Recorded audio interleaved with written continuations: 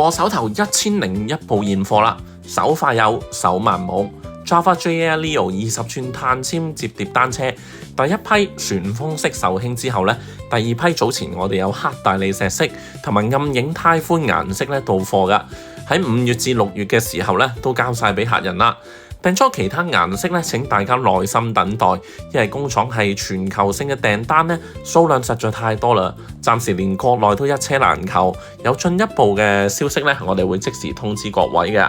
畫面前面嘅呢隻顏色，之前我哋到咗極少量嘅貨，依家賣剩一部啫，係咪同之前嘅暗影鈦灰好似呢？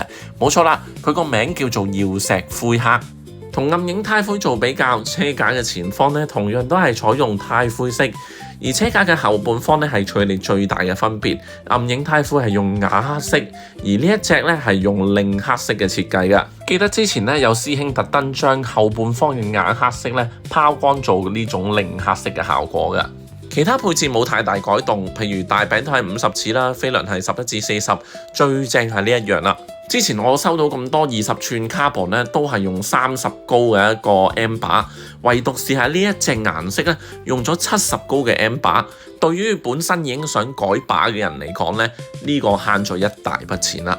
最後一步歡迎買走，想買 Java Leo 揾我哋酷揾幣啦，包送貨到樓下㗎。